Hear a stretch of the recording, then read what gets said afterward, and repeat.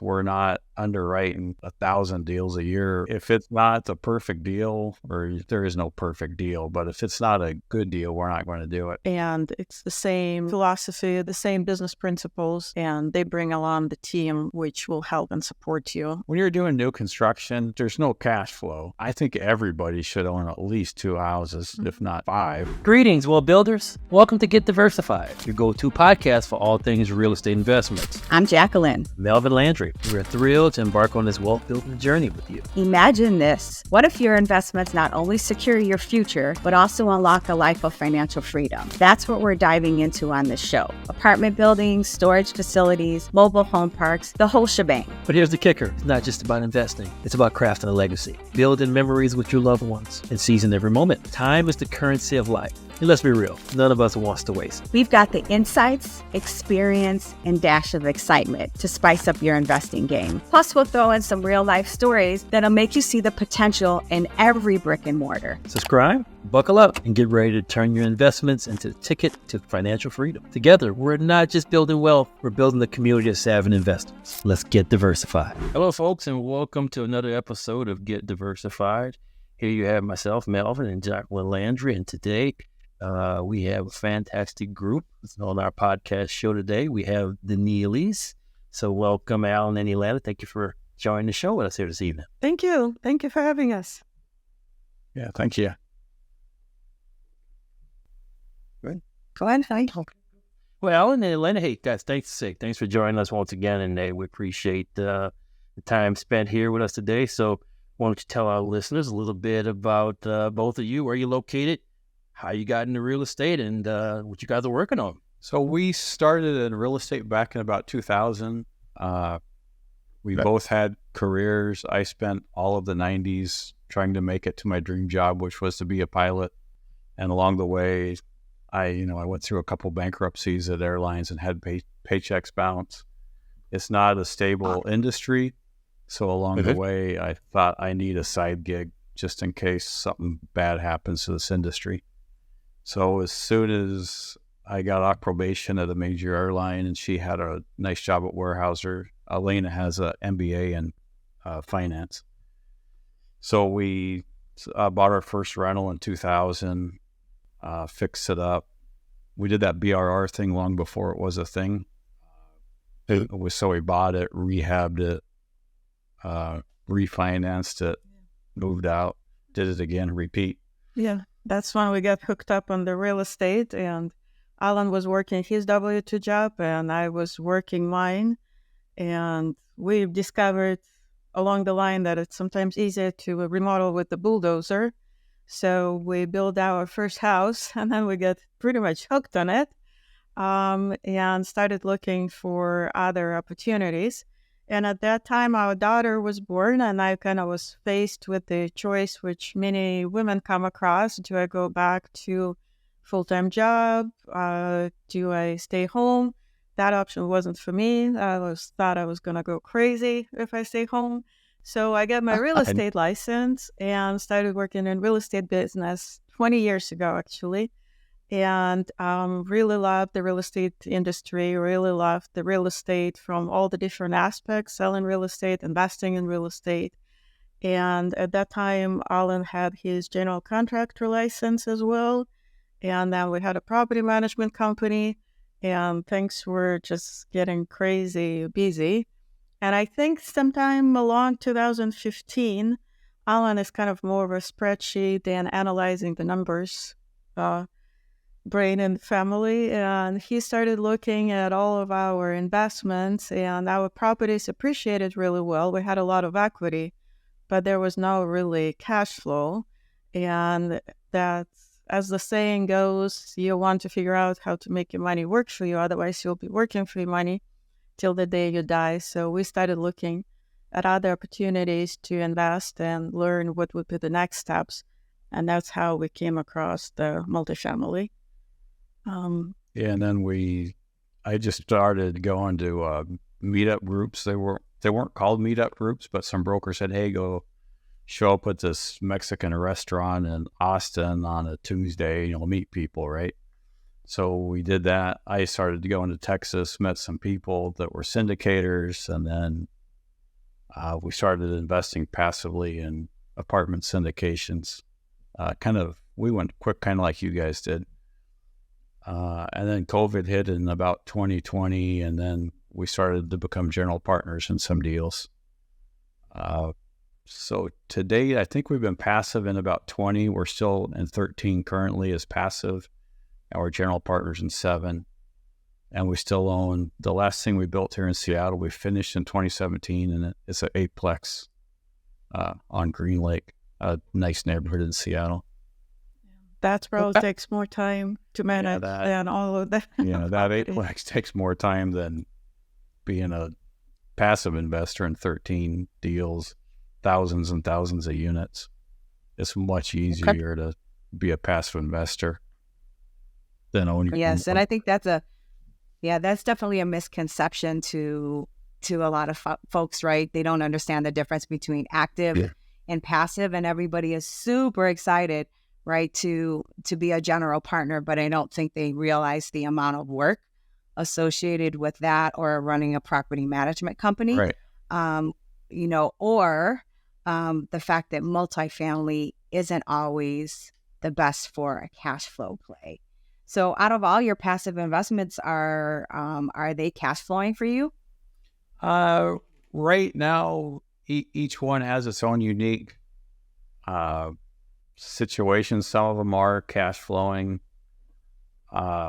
Most of them are just shoring up cash, building up reserves. But there's one I'm slightly worried about, but most of them are solid deals with solid GP teams.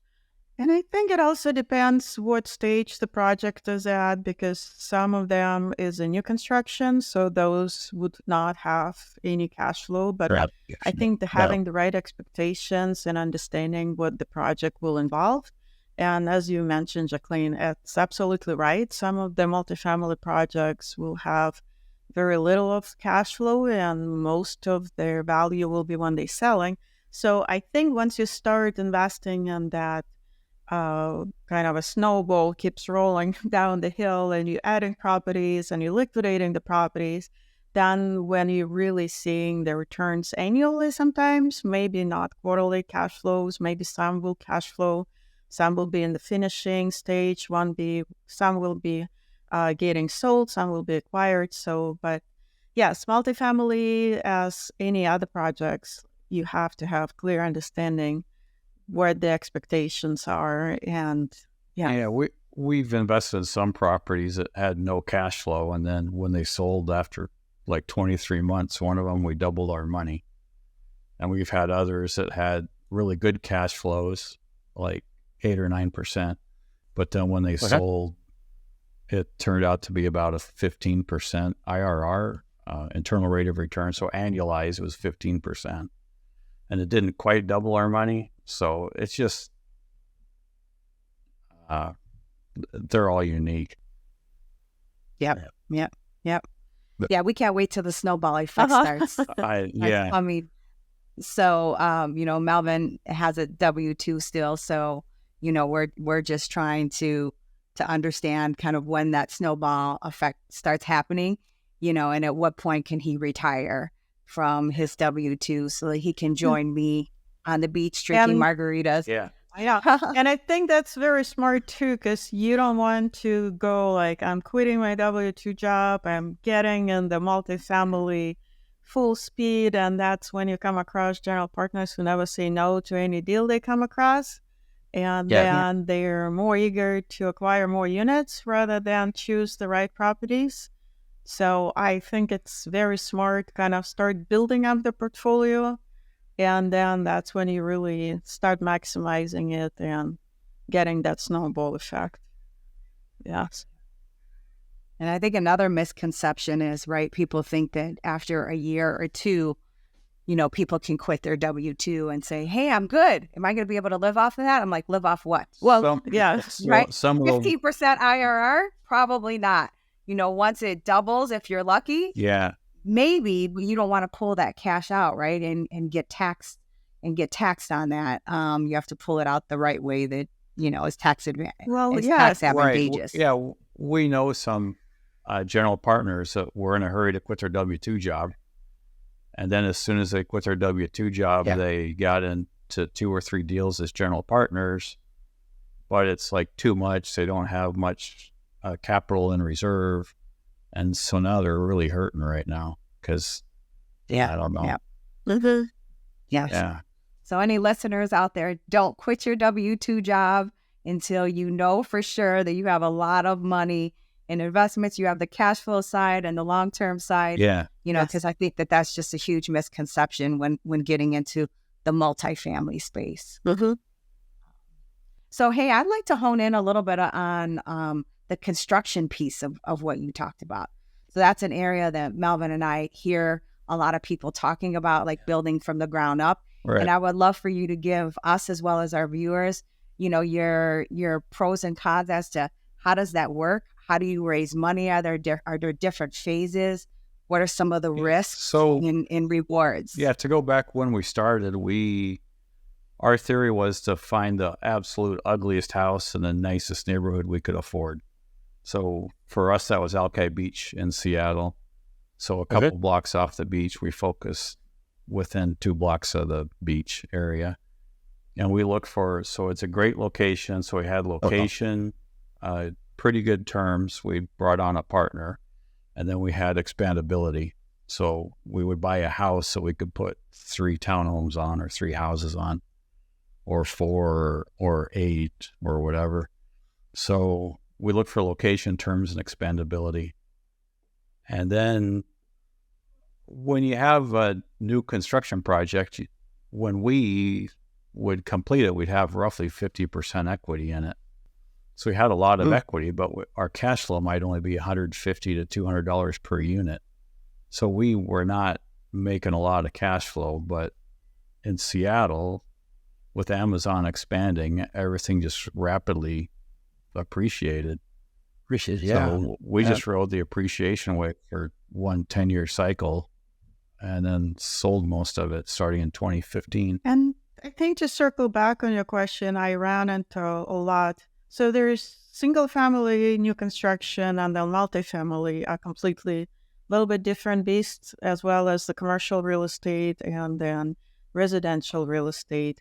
With the single family, I think one of their pros and cons, it was kind of like blessing and the curse, because Alan was managing the project. So on one hand, he was heavily involved in overviewing it. On the other hand, it takes a lot of your time. It's kind of like managing your own properties as well. So you learn managing your contractors, being involved with the cities, depending which municipalities you're dealing with. That's what part of the reason we're investing out of state, because we are on the coast, which is not landlord or business friendly or developer friendly. So you have to have really great team when you're doing single family as well with their architect, because the contractor can pretty much drag your costs really high and drag the whole process really high, really long with the permits and the construction timeline. And then your interests are piling up and your costs are piling up. We absolutely loved investing in the multifamily new construction. We did a project in Nashville, and we're doing one in Ohio, in Cleveland, Ohio right now. And for us, it was really partnering up with the best of the best. And we're using that same logic with the property management companies. We want somebody who's been in the market already for a long time, who has a great reputation and has great experience and will know what the rents are, what the costs are, and how to do the project in the short term on time. Yes, effectively. When we were doing single family houses or row houses, townhouses, I was a general contractor. I was there every day. I'd stop by on weekends and sweep up so I could see every mistake made.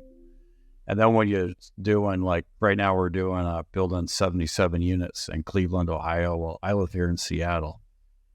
So we have one of the best contractors in Ohio building it. They've been around since the 60s. They have 1,700 projects. It's just on autopilot.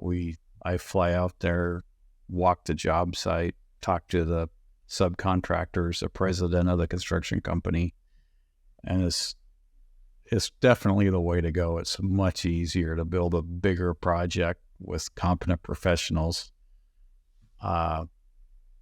It's just much easier. I would not do it and then look for the cheapest contractor that's new and starting out. I definitely hire competent. And this is, like Elena said, property management. We look for the best property management we can find. And just, they're about the same amount. They charge about the same as a solvent. It's like 3% plus, payroll, medical, dental, 401k for all of the employees working on the projects.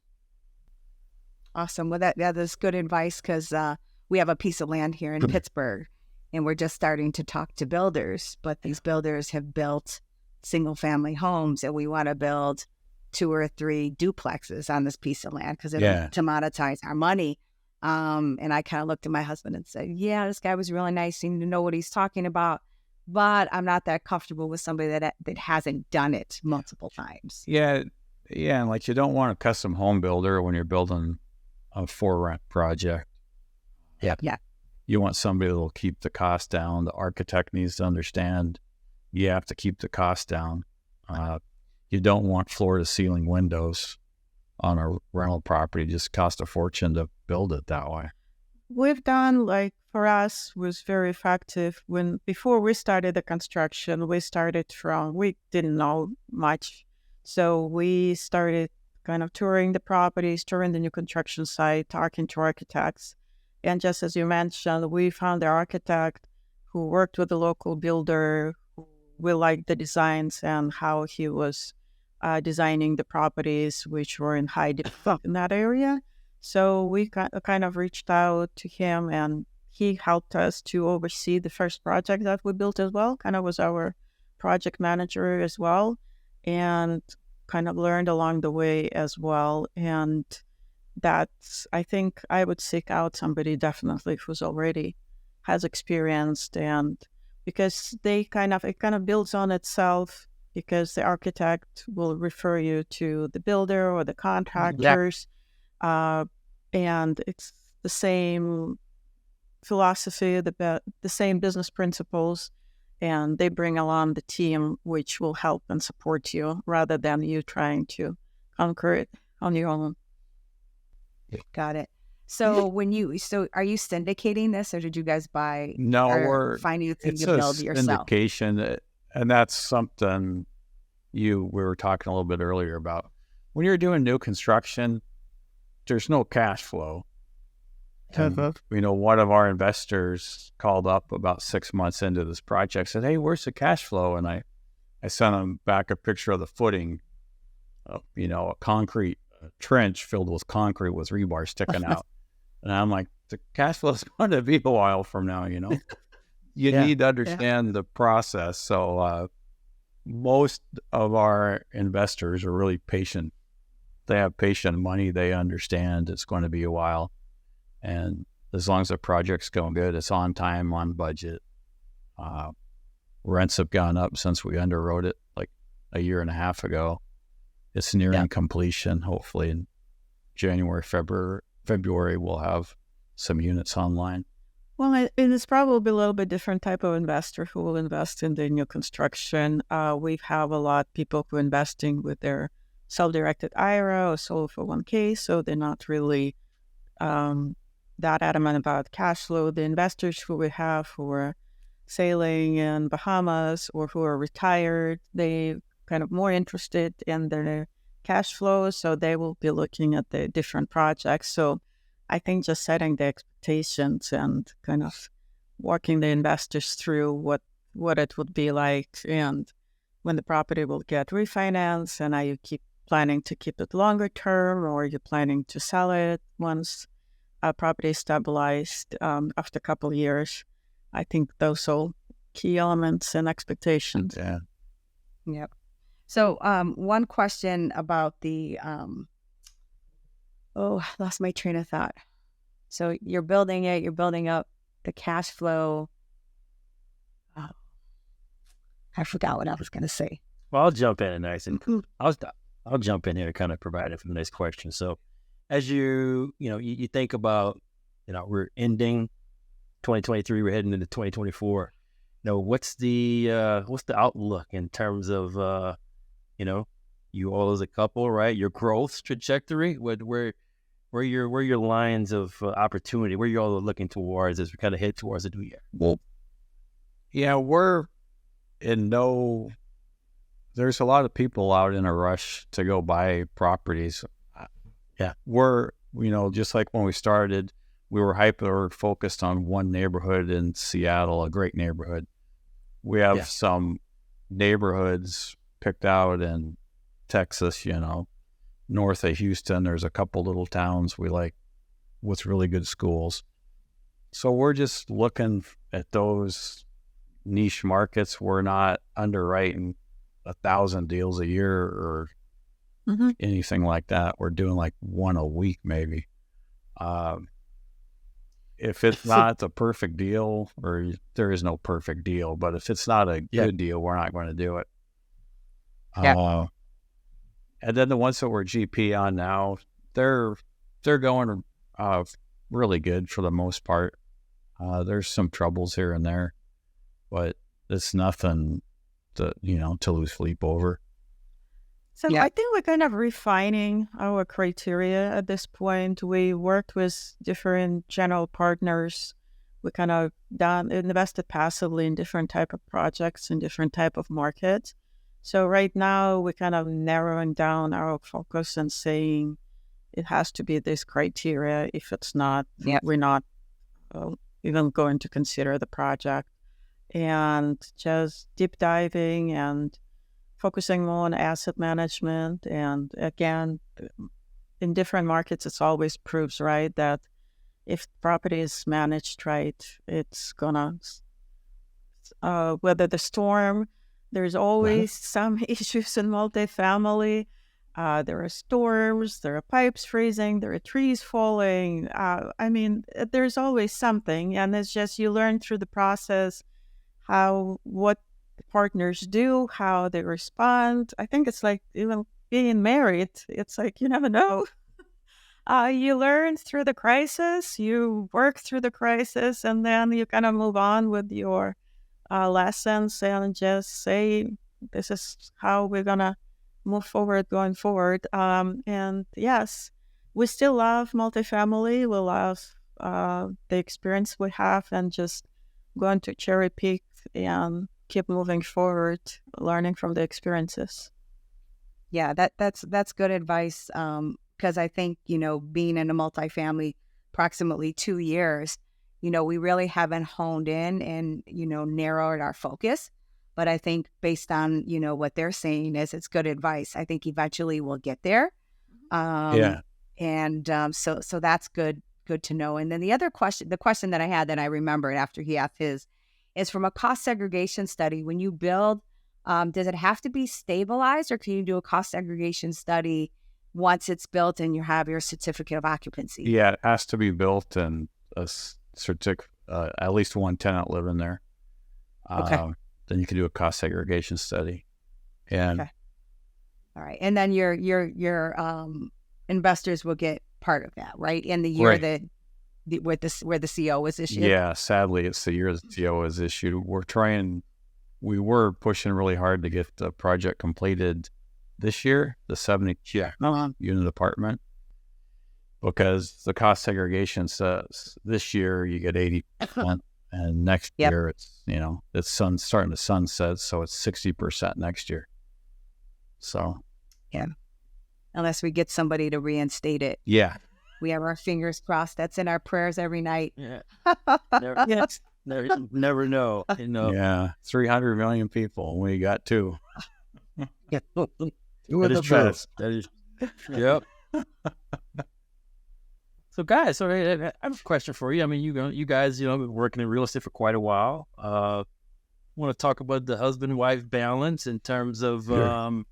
I know Elena mentioned Alan. You're in the spreadsheets. You're in the numbers, right? Yes. Oh my God. Yeah. Yes. There's 3 screens, and they all have spreadsheets.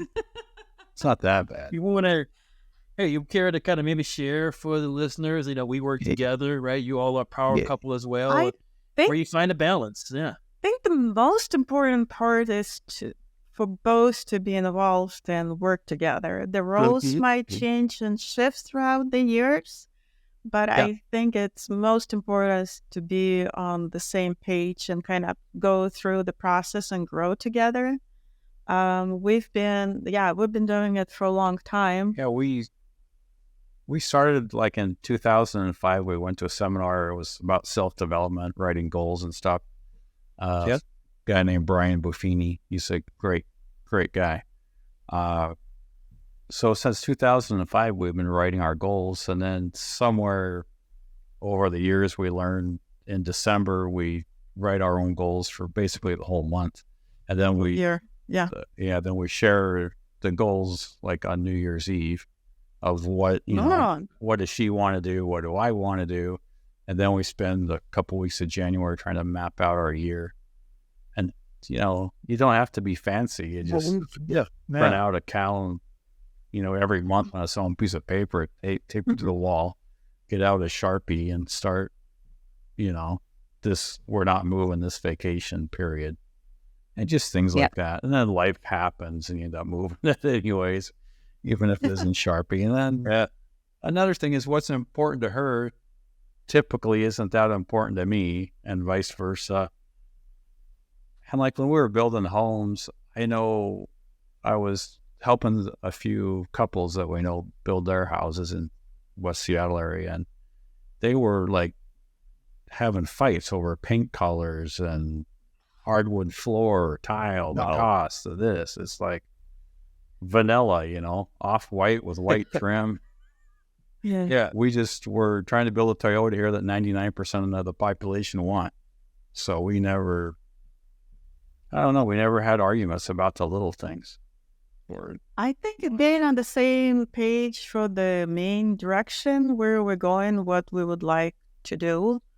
And at some point when I was starting a real estate career, Alan was flying Alaska Airlines and building townhomes. And then when he started building as a general, I was selling more real estate. So kind of jobs shifted sometimes, who was W-2, who was self-employed. But I think the most important is the same direction, going the same direction. And as Alan mentioned, we've done a lot of personal growth and development together. We do listen to podcasts and go to the conferences together. And I think that's been key. We dragged our daughter with us too. So now she writes the goals too. Awesome. How old is she?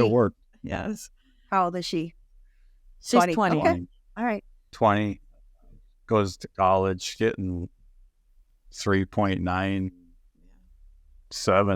I don't know what it is. Almost 4.0. Has a job working at the Apple store, so she's doing good. So we have an 8-year-old, but we do want to take him to like an introductory, like maybe a Brad Sumrock event or a Rod Khalifa event where we're teaching him to see all the successful people at 8. So him as well as you. So he wants to be a pilot. We could talk about this after the show. Oh boy, an hour. So, but we talk about the things.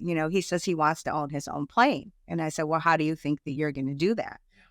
And he says, work hard. And then I didn't say anything. You're rich. And then he said, and invest. So the seed is planted, and we take him to places, and then don't be disappointed when he's not sitting there when he's doodling, drawing airplanes or whatever on the notes. That's what we expect. Taking notes. Yeah, it's getting into his head. Just don't throw a fit over it. And I think discussing the goals, discussing the business, it's amazing what your kids pick up, and they get involved later, or they might tell you, we're never going to do anything with the real estate. And then later our daughter invested in one of their apartments projects. And so it's kind of interesting how it does come back. It's a sort of a snowball of its own as well. But I think being involved together and then getting kids along, that's very important. Yeah, we go to dinner, and then we'd be talking business, and then we'd ask her opinion on, what do you think? Should we buy this house or not? Awesome. And, Awesome. Well, our son does that on a different it was level. It's just pretty fun. funny. We're driving through neighborhoods and he goes, Daddy, look at that ugly house over there. Maybe you should buy it. These are the kind of houses you buy, Dad. So he's looking, for those value add, the little tips that we pick up on. Yeah. If people, when they're young, buy a house and remodel it, and then buy another house and keep the first one as a rental, and then, they have a child or two, 18 years later, that first rental, the cash flow is going to pay for the college of both kids. And I think everybody should own at least 2 houses, if not 5. I know it's not practical, but I don't know. It drives me nuts how people handle money, I guess. Yeah. Or when you go off to college, right? Instead of renting, a dorm or buying a single family home, buy a 4 flat, duck out the one apartment, live like a rock star, right? The other one's being moderately renovated, and live for free and have a little extra money to go party with, with your fraternity or sorority, right? Yeah. That was our plan. It didn't work out. She's in her own little apartment near the college, near UW. And But just different paths, right? From, owning various single family to bring in income versus living in a building. I had your plan exactly. It's like, let's buy a 4-plex or at least a duplex right near the campus. She can learn how to manage it, but it didn't work. All good. Well, folks, as we look to kind of wrap up the show, I want to end it on a unique question. So, given your time in real estate, right? Mentors, you had mentors. You guys are doing fantastically well in the business. As a couple, what would you say the best piece of advice anyone has given to you as husband and wife in this journey? It's okay to think about it, but they're both smiling, so it's going to be good. The best advice before we got married, we had a wedding in the church. That's the one I remember. That was the best piece of advice. So we met with the minister who was going to do the wedding, and he basically said, it doesn't matter how the socks are folded. It's the fact that the job is done. And your spouse cares enough to do it. So that's kind of what Alan meant when he said what's important to me is not a deal breaker for him. Yeah. So as long as you value and respect your spouse's wishes, but don't get hung up how the things are executed. I think what's important is you're together and you're moving together in the same direction. But the little things you won't remember down the line. I'm sorry, honey, for telling you don't fold the socks the right way. I can't stand it when people roll the socks. It's like, just fold them. I don't like them rolled. But he's a husband that does dishes and cooks and does laundry, right? We kind of share responsibilities. There's not one person who does it all. Yeah, it's like I'd come home from a 4-day trip and Elena would go, here's Natasha. Good luck. I got to go show houses. I'd be tired. And then sometimes I'd get home at 2 or 3 in the morning, and then at 6 a.m., our daughter's going, Dad, wake up. And it's like, that's your job as a parent. And then she'd run off. We were busy when we were younger. Now we're still busy, but we slowed down. I travel too much now. And growing together as a couple, I think there is a big misconception with real estate and multifamily that it's a very easy and quick gig. It's a hard job. It's a big hustle. And it's there is the saying that success comes dressed in the coveralls. It's a lot of work. It's not a quick, take this pill, lose 10 pounds in a day. It's a life journey. So I think to get to that snowball level effect, unless you're a trust baby and you inherited a large amount of money, which We're now you not. have to dilemma how to invest it smart. If you're starting from the very beginning and ground zero, I came to the United States with a couple $100s. Alan started on his own, flying little airplanes, wanted to be a commercial pilot. We borrowed $10,000 for our first house from his mom. In 2000, I was 32 years old. Yeah. I just got hired at Alaska Airlines, had no money. So we borrowed $10,000 from my mom and bought our first house. So And you can go from zero to a lot in 20 years. 20 years. Yes. So it's not. I way overestimated what I could do in 1 year, but completely underestimated what I could do in a lifetime. I mean, in 20 years, you can do whatever you. anything. Anything your mind can see, it can achieve. If you can see yourself owning the tallest building in Seattle, you could figure out a way to do it. I can't see myself doing that, so I don't own it. But So I would say it's a great journey, but it's a journey, and it just doesn't happen. Over sudden, or just Great attending advice. a class or something. It's just you have to plan it and hustle. Take time to do the work. That's a great question, Mom. that's a good Well, at the question. end of the unique note, it got you both thinking. As we mentioned, getting married in the church. We got married in the church also as well. So, and look, the journey is a great one. I wouldn't change it for the world, and looking forward to greater pastures as we continue down the journey. So, and I'll leave it later. I want to thank you for your valuable nuggets of information.